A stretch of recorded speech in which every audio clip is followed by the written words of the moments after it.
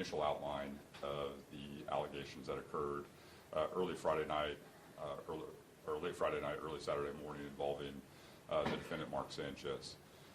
An initial probable cause affidavit was filed, and we made a preliminary charging determination based on that information. As is always the case, Chief and his team continued to work on this matter, continued to track down additional details for us, and really supplemented that probable cause affidavit. I cannot say enough good things about the work that took place at IMPD. There was a ton of information to sift through and gather. Did an excellent job of acquiring that information, and as a consequence of that effort, we received an amended or an additional probable cause affidavit this morning. Again, this is something that happens in virtually every case here in Marion County, and with that additional information, we have added more serious charges against Mr. Sanchez. At this point in time, we have filed a felony charge, a level 5 felony of battery involving serious bodily injury, which contains a penalty of 1 to 6 years. One of the things that I want to stress to everybody is that we are still in the early stages of this investigation. Chief and his team have a number of search warrants that are still outstanding. They're still tracking down additional information. This is by no means the end of this investigation. This by no means that these are going to be the final charges that we move forward with. We could not have done this case and be in a position to make today's charging decision without the hard work of IMPD and people in the community who came forward with information and pointed us in the right direction, and we've gathered a ton of information. One of the challenges you have in a case like this is the fact that you are dealing with individuals who are receiving medical care, and that's obviously the most important thing, that individuals are treated appropriately. But once we were provided with additional information about the victim's current medical condition, it became clear to us that additional charges needed to be filed. There's a supporting probable cause affidavit which was filed with the court today, which outlines the additional information which we have received thanks to the effort of IMPD, and that's why we were able to file the charges. A couple of things just about this incident. You know, certainly the thing that stands out to us is this was a situation that did not need to occur. You have the allegations involve a 38-year-old man becoming involved in an altercation with a 69-year-old man who sustained significant and very severe injuries as a result of that altercation. The probable cause outlines kind of the initial nature of that dispute. We are literally talking about people fighting over a parking space, or a dispute about where people are parking, and it resulted in someone receiving just incredibly significant injuries.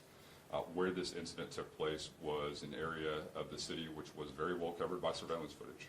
There are multiple angles of surveillance footage which capture the events that occurred, and in addition, we had a number of civilian witnesses who came forward with provided information about what took place. For us, though, we need additional information, and Chief's team is working on that, and once we receive that additional information, additional charges might be appropriate to file. In a case like this, one of the things that you are considering is where people are coming from, where were people going, what were they doing, and then once individuals receive medical care, we're obviously very interested in what those medical records look like, because they can a lot of times give us greater insight into what was going on that day and potentially provide some information into an individual's state of mind. And so with that, I'll turn it over to Chief Bailey. Thank you, Prosecutor. First and foremost, I want to say that my thoughts and prayers are with the victim in this case and his family as he is on the road to recovery. I also want to just express just how proud I am of the officers and detectives of this police department who, those early morning hours of Saturday, rushed in to provide medical care and find out what was going on, and then spent the next really 2 full days putting this case together to present to our partners at the Marion County Prosecutor's Office. All of them, including deputy prosecutors, including the prosecutor himself, worked all weekend nonstop to bring those initial charges, and as he said, we continue to work on this case to find additional information, additional evidence, and additional witnesses to make this case stronger. The professionalism that we saw from our teams is what makes this department one of the best in this city, one of the best in the country, and their commitment to our community and keeping downtown and every neighborhood in our city safe was evident. Downtown Indianapolis remains a safe and welcoming environment for the people that live here and the people that visit here. it remains one of our safest neighborhoods. To date, violent crime is down 5% in downtown. Property crime is down 11%. Overall crime is down 10%. And across our city, violent crime is down 21%. That is because of the hard work of all of our partners in the criminal justice system, including Prosecutor Mears and the work of our detectives, the work that we see from our Office of Public Health and Safety, and the work of our boots-on-the-ground, community-based organizations who every day are doing their part to make our city safe. But I want to be clear about this. I don't care who you are. I don't care what you do for a living. I don't care where you live.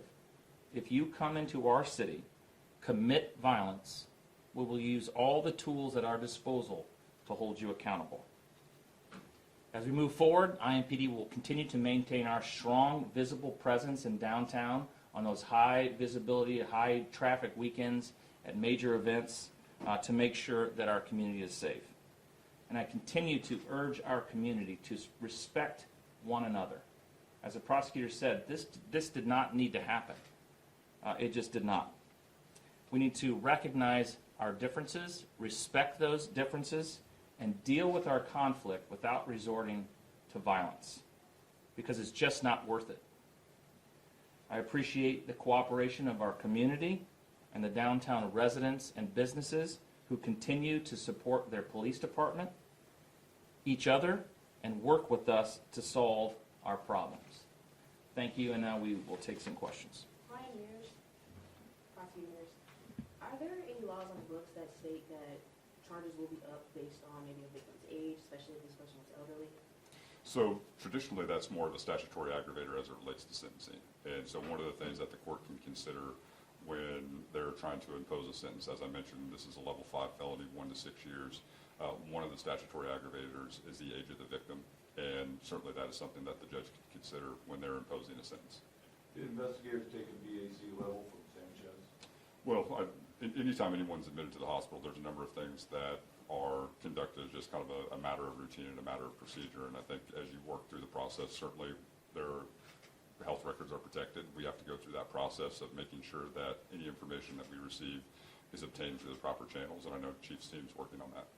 Do we know if the investigators have had a chance to talk to any of Sanchez's associates to piece together what his Friday night was like before this happened? I can't answer exactly what step in the process the investigators are at, but as the prosecutor mentioned, just because charges are filed doesn't mean the case or the investigation stops. So the investigators will be looking into all those things, and I think the medical records are going to be extremely important for both individuals to help the prosecutor make an important a charging decision to see if there's some other way to another charge that needs to be added, but also to see if there was some sort of altered state of mind of the individuals involved in this incident. Does the felony mean his bond has now changed? So as you know, we're currently assigned to a misdemeanor level 6 court with the additional charges. This case will be transferred to a major felony court, and then it would be up to that major felony court to make the determination as to whether or not a bond should be imposed regarding the new charges. Again, these new charges are supported by an amended probable cause affidavit, which goes into way more detail about what took place on that night, and also more clearly outlines the nature and extent of the victim's injuries in this case. How does the state's self-defense law play into this and the allegations? Well, certainly Indiana has some of the most robust self-defense laws in the nation, and that's always going to be part of the equation when you evaluate cases like this and trying to determine exactly what took place. And it will certainly be at the center of this particular trial as well when we have conversations about were people acting reasonably or not. And in Indiana, you have no duty to retreat. And so those are all things that you need to consider in terms of when you make that initial charging decision. Those facts have been evaluated, and certainly the self-defense law is going to be an issue that will be raised at trial. Last question. You tweeted yesterday for the first time in 3 years, criticizing the governor for his quick take for political gain. What's your reaction to that? Well, for me, the most important thing is that we get information out there that is accurate. And anytime people jump to conclusions and don't rely on facts, that's obviously disappointing. For us, though, we have conversations about what's taking place in Marion County. And when those types of things are said, it's not really an attack on me. It's an attack on 420 people who work prosecutor's office who are dedicated to their job. And we've won 31 out of our last 34 murder trials. We've won the last 10 murder trials in a row. And if the governor has conversations about what's going on in Marion County, not only can you look to those stats, but he has an open invitation to come to the prosecutor's office and not only meet with me, but the people who are in the courtroom every single day fighting for those convictions. We don't get those records and we don't get those results without Chief Bailey's help, without the community's help. And so if the governor thinks that he can add to that conversation, if he says, hey, there's additional things that can be done to help, we always want to have that conversation. Where I think my frustration sometimes comes from is everybody's quick to blame and point fingers. We need substantive responses that actually address the challenges that we're facing and give everybody the tools and resources that they need to be successful.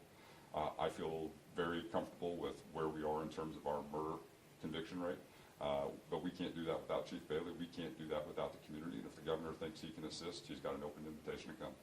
Thank you all. We appreciate your time. Thank you. For both Ryan and Chris, considering Indiana is a constitutional carry state, and as you pointed out, self-defense statute is very broad, how lucky are we that somebody's not dead of a gunshot wound? Well, go ahead.